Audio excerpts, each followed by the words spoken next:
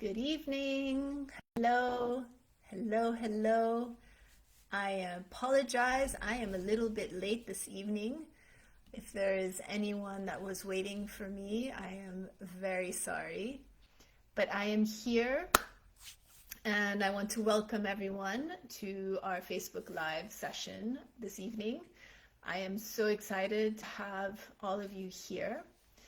And for those of you who are new to this community, welcome. So a little bit about me. My name is Chiara Visconti di Modrone, and I'm the founder of Intuitas Integrative Wellness, which is a private nutrition and lifestyle practice that focuses on women's metabolic health. I'm also the creator of a brand new online program called the Visconti Method, or TVM for short. And it's a program that empowers women to take back control of their health through personalized lifestyle and nutrition plans. And it's all based on the female-focused science, the latest science out there. Now, let me share a little bit about my story. So like many of you, I had a deep-seated fear of cancer. This disease runs in my family, and I've cared for loved ones through their battles with it. That fear drove me to pursue extensive education and training, which has led me to where I am today. So I am a certified nutrition specialist, which means I have a master's of science in integrative nutrition that I've done over 1,000 clinical hours of work, and that I passed some nutrition board exams. So through my private practice today, I've helped countless women take charge of their health. Now, the Visconti method I created for women like you, me, like us, for those of us who are scared of cancer, whether because of a family history, because of supporting a loved one through it, or those that have a current diagnosis, or even those women that are in remission. So it's a 13-week program that is really packed with valuable information on nutrition and lifestyle changes. And I am a part of this program, and I guide you every step of the way.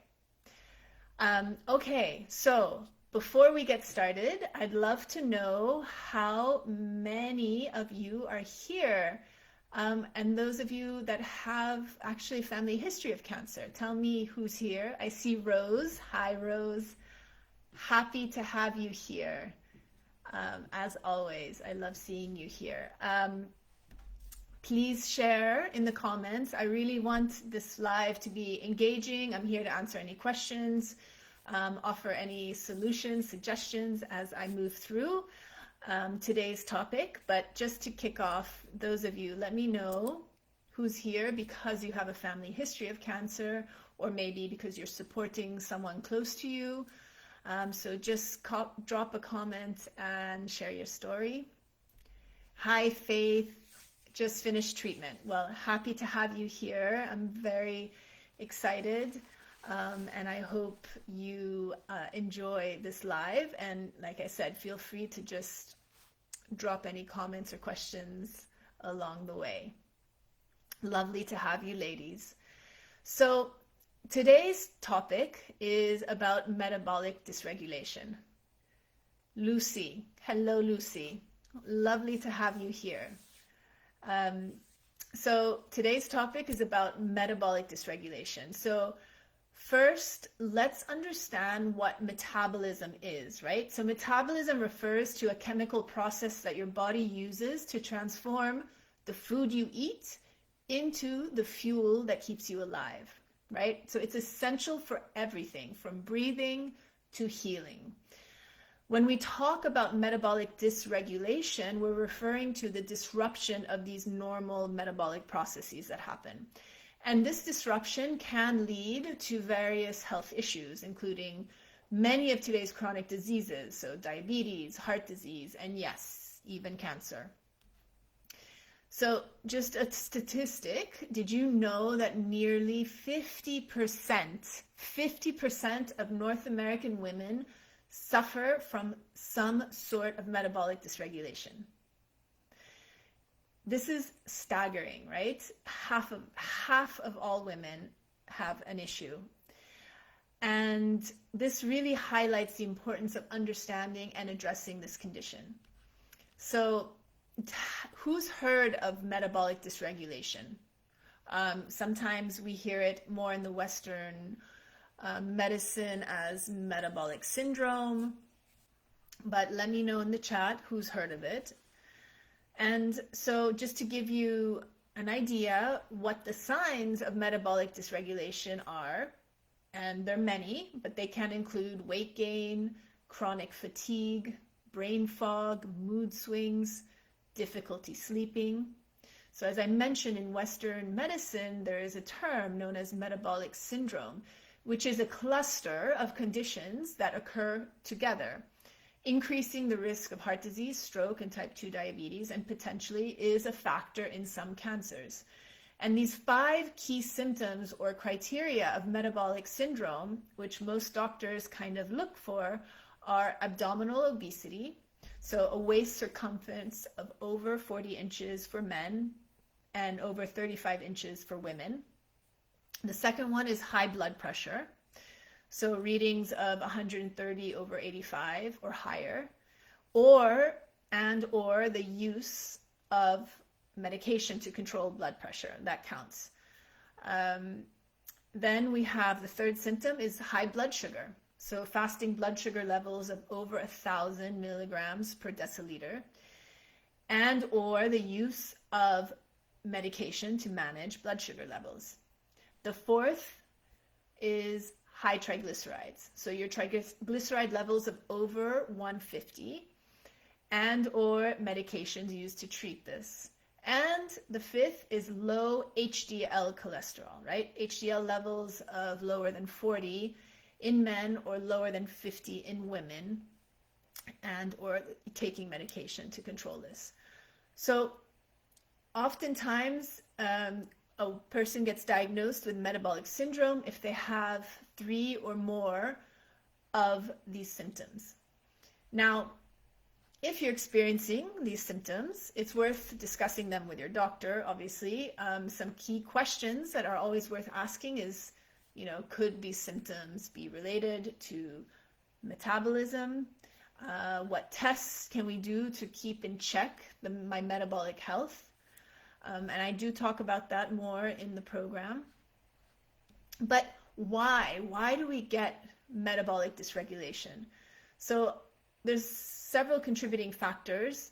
One being diet, right? That's always going to be my first go-to as a nutritionist. We always look at diet, and definitely diet has changed over these past, 30, 40 years. And we have seen an increase in metabolic dysregulation as more processed food has come into our food system. Another area is having a genetic tendency. So for those of you that have followed me for a while, you know that I love to talk about genetic SNPs, right? These specific genetic variations on our genes that can predispose us to metabolic issues. So I'll give you 3 that are of note. One is the MTHFR gene, SNP, right? So that's one that is very well researched. And an impaired MTHFR function contributes to metabolic dysregulation by promoting inflammation and oxidative stress, both of which are linked to conditions such as obesity, insulin resistance, cardiovascular disease, potentially cancer. So managing folate intake and ensuring adequate B vitamins is really important for those of us that do have these MTHR variants, which most of us, a large percentage of us, actually do have. Another genetic SNP that we look at is the ApoE, apolipoprotein E, and this variant is linked to a poor lipid metabolism, meaning we don't metabolize the fats and hence tend to have higher levels of LDL cholesterol and higher triglycerides. So those, as we know, are key components of metabolic dysregulation. And then there's the FTO gene, which is associated with increased body mass index. and a higher risk of obesity. And these are central features of metabolic syndrome.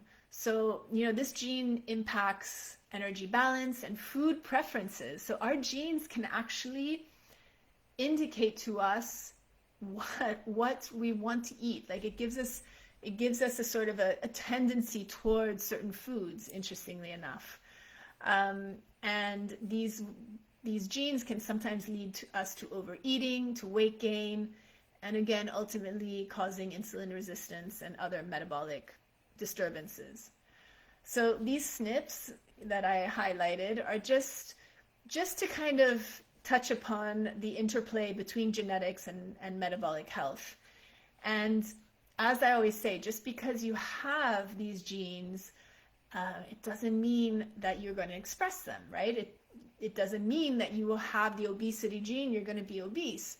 You have a tendency to, but lifestyle and nutrition play a huge part in controlling it and offsetting these genes.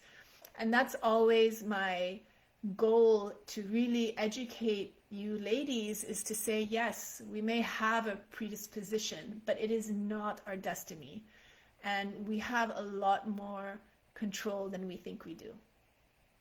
So another couple of factors that lead to metabolic dysregulation, we said one was diet, our second was a genetic predisposition, a third is the lack of exercise. So our sedentary lifestyles really exacerbate metabolic issues. And then there's the lack of nature, right? Studies show that nature can really, our exposure to nature, sunlight, fresh air, the trees, oddly enough, these can all really improve our health. So these are just a few examples, and I do go into much more depth in my program. So for those of you that are here, let me know which, if any of these factors, do you find might impact you currently, or where do you feel like you might need to do some work. So let me know in the comments. And as I mentioned, metabolic dysregulation is linked to many chronic diseases. So it is a significant risk factor. And it's, most importantly for our discussion today, in cancer.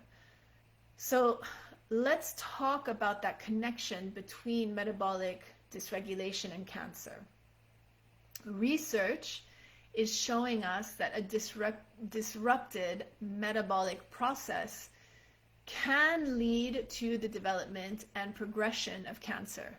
So one compelling theory that I talk about a lot is that this idea of cancer as a metabolic disease. And it's a concept that continues to be championed by researchers today like Dr. Thomas Seyfried and Dr. Dominic D'Agostino.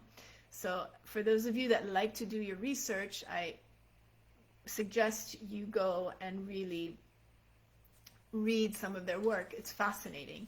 So because they follow this theory of the Warburg effect, which is a phenomenon where cancer cells predominantly produce energy by a high rate of glycolysis, followed by lactic acid fermentation in the cell, rather than by a relatively low rate of glycolysis, followed by oxidation of pyruvate. Now, not important for you to know, but let me just give you an analogy that makes this much simpler. Imagine your body is like a car, and your cells are the engines that keep it running, right? So normally your cells use a very efficient type of fuel, like a high quality gasoline, that really helps them run smoothly and powerfully. And this is how healthy cells typically produce energy. But when you have cancer cells, something changes in there. Instead of using the efficient fuel, cancer cells switch to a lower quality fuel. Let's say putting, soda in the car. This fuel is much less efficient, and the cancer cells use it, though, in overdrive, and they burn through it much faster to keep themselves going. So this switch in fuel type is what is called the Warburg effect. And it's a hallmark of cancer cells and is connected to the way our metabolism can become dysregulated. So Dr. Seyfried, his research suggests that cancer is primarily a metabolic disease involving mitochondrial dysfunction.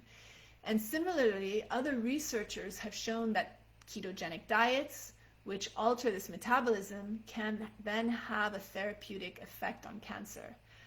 And there is really powerful evidence that addressing metabolic health can be a key strategy in reducing cancer risk and even being used as an adjunct therapy to standard of care.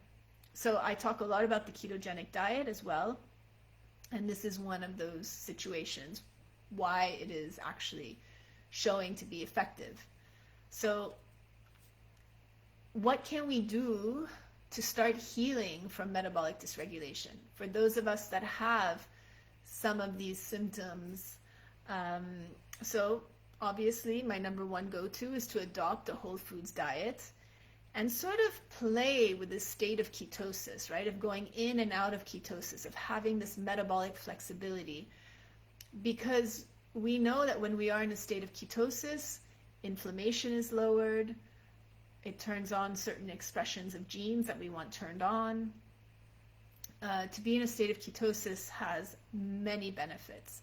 And if you guys are interested, I'm happy to do a Facebook Live on the benefits of being in ketosis. Another thing that we can do is regular exercise, right? So aim for at least 30 minutes of activity a day. At the bare minimum, it just improves our mitochondrial health. This means walking, even just going and walking, but walk for aim to get eventually to 10,000 steps. Do activities that you enjoy, do them outdoors. You kind of get, two birds with one stone, exercise and sunlight and fresh air. Another one is get quality sleep. Prioritize sleep to support your metabolic health. It is crucial. I, as a nutritionist, always look at my clients' sleep before even touching their diet. And then we have to learn how to manage our stress, right? That's probably the most difficult.